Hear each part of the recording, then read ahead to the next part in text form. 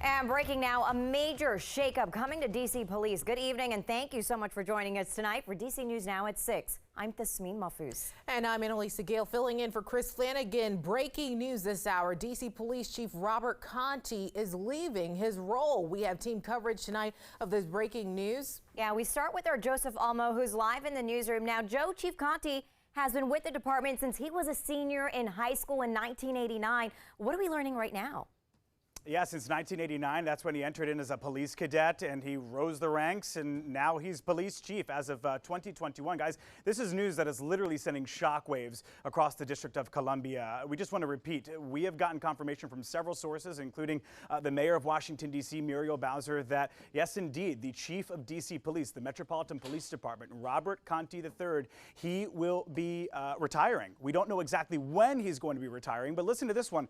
Another source, a separate source, tells us that he isn't going into full retirement. He is expected to start at some sort of FBI job later on this summer, maybe as soon as June. Again, that is another source confirming that to us. But again, the big news right now, the Metropolitan Police Department, the chief there, Robert Contee, he is retiring. He's been with the department, like you mentioned, since 1989 as a police cadet. Back in 2021, he was confirmed as the police chief. And all of this, of course, coming at a time where people who live in our nation's capital, they are on high alert for crime. Pretty much every type of crime, from homicides to sexual assaults to carjackings, they are all up. There have been a number of, community meetings across all neighborhoods in Washington, D.C. in recent weeks, recent months to try and bring crime down. It's all hands-on approach. One of the things that, as a reporter, as a journalist, we've all noticed about Robert Contee, and something that differentiates himself from other police chiefs is the fact that he is a man who hits the streets on the lowest level crimes. You will see Robert Contee out giving a press conference for a robbery, for a carjacking. That's not something you typically see with a police chief, especially one of the largest police departments in America. Let's throw this up on the screen right now. I want to show you guys one of the statements that we just got in from Mayor Muriel Bowser. If we can put that up on the screen. She says, quote, "I want to congratulate Chief Contee on his retirement and thank him for his service to D.C., for leading MPD with passion and purpose." She continues, writes, "He has pushed our criminal justice system to do more and be better." Now we have Chair Phil Mendelson. He's the top guy on the D.C. Council. He says in a tweet, quote, "I am shocked at the news of Police Chief Contee's decision to leave MPD. I am sorry to see him leave after more than 3 decades of service to the district. I wish him well in his next endeavors." Just an amazing amount of information coming into our newsroom right now. But again, we can confirm that Robert Contee, the chief of the Washington, D.C. Police Department, Metropolitan Police, he is retiring and expected, according to another source, to start a job at the FBI later this summer. We all know that just a couple weeks ago, our Leonard N. Fleming sat down with the police chief in a very extensive, exclusive interview, and he's here to talk to the anchors about that, guys. Yeah, and you had an in-depth conversation. Tell us more about that conversation, because look, right now, homicides are up in D.C.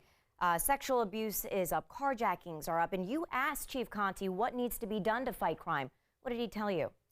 Well, he talked a lot about basically getting rooted into the community, which he already is, and making sure that he keeps track of these crimes, making sure that the transparency with the department. They release statistics every day in this department, and that's something that he believed in.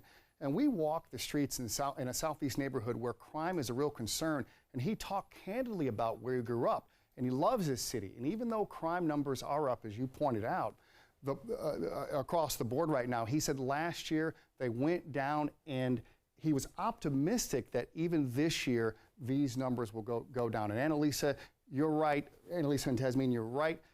He talked about how much he loves this job. Take a listen. I've been working in this city, protecting this city, caring for this city, living in this city. My family is here in this city. This is home to me, right? This is not a place that I just happen to pass through on my way to work. And this is a real thing for me. I feel like I got the best job in the city, man. And I say that through the lens of I get to help people every single day. And Leonard, there's lots also happening on the Hill. We know there's been controversy there. What's the latest going on? Well, he was supposed to go with Mayor Bowser next month to testify before the House Oversight Committee. So that is up in the air, although if he starts this new FBI job, which we did confirm today that he is going to the FBI, we just don't know yet what capacity. But he very well could accompany Mayor Bowser to the House Oversight Committee, which has been very, very concerned, as you know, about crime in the district. So that is something that still could go on. And he did tell me that if he's invited to the chair, he'll talk. But I'm told by sources that he's not expected to talk at this point. But my guess is with this federal FBI job that maybe the Republicans and the Democrats on the Hill might ask him to come up and speak with Bowser. And Leonard, you know, just putting it into context of things, FBI headquarters, it's supposed to be relocated. It's a topic that you've been covering extensively. Sure. And for Chief Contee to now possibly also be going to the FBI headquarters, what does this mean?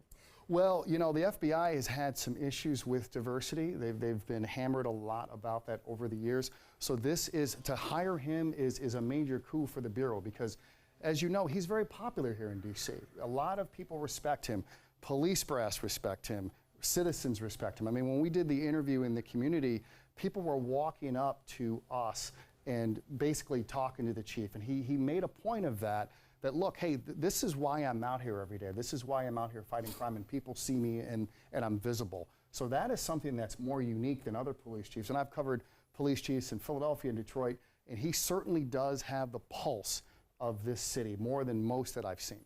All right, Leonard and Fleming, thank you so much for your insight and for your time. Of course, we are following this major breaking story with a lot of surprise coming in from the district and also a lot of applause as well. We're going to check in later on, but now we're going to send it over to our chief meteorologist, Janessa Webb, and we had a nice day today. Yeah, it was beautiful. So far, it's still a little chilly out there, Janessa. Oh, yeah, you can definitely feel the difference in our weather pattern across the DMV. Increasing clouds, and we are tracking some showers making its way south of the district at this point. This is a live look out towards Dual Highway in Hagerstown. You can see the increase in clouds. What happened to all of our sunshine we were dealing with yesterday? I promise you it's going to come back as we go into tomorrow. Right now, out towards Washington County, 65 degrees, increasing clouds, and that's what the theme will be, especially for Western Maryland for the next few hours throughout your evening. Let's talk about this rain. The Tidal Basin area down towards Dale City across I-95 into Spotsylvania and Fredericksburg. So this is where the wave of moisture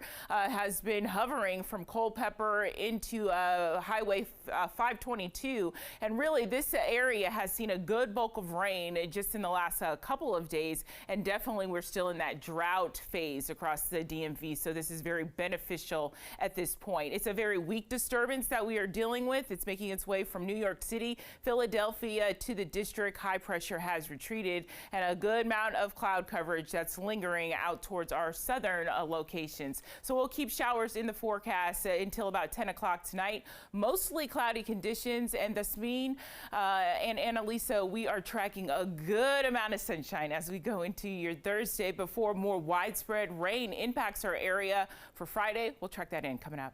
All right, Janessa, thank you. And one D.C. council member wants to alleviate congestion downtown and also fund free buses. Yeah, but to pay for it, some rideshare users would be charged extra. DC News Now's Daniel Hamburg is tracking this proposal.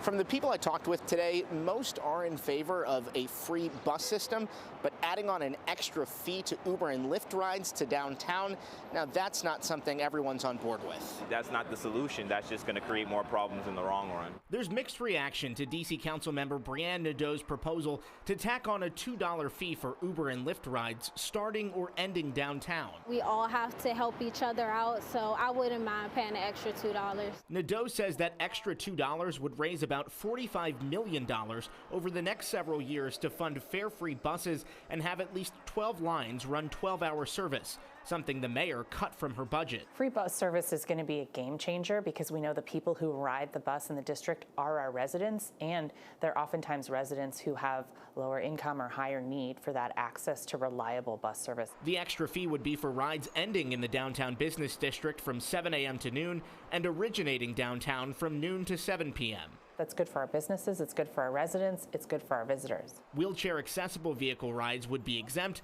and the fees would actually add funding for those accessible services. When you think about the bigger picture and everyone that is affecting in the city, I think that is beneficial. Nadeau says the fee also incentivizes people to use other ways to get around DC's congested streets. We can reduce that congestion based on applying a surcharge that really changes behavior, then we can improve the quality of life and the experience in the downtown area. Still, not everyone agrees. They're taking money from people who are spending their hard working money to take transportation to their either jobs or coming from their locations, and it's just it doesn't equal out. In Northwest, Daniel Hamburg, DC News Now.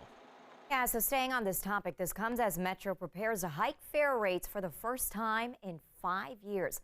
The hike will apply to train passengers traveling more than 3 miles, and then starting on July 1st, each mile after the first 3 has an increase of 40 cents. The flat rate for rush hour will be $2 with a cap on long distance fares at $6 on weekdays and then $2 late at night. Metro will also start offering a 50% discount on trips for SNAP benefits.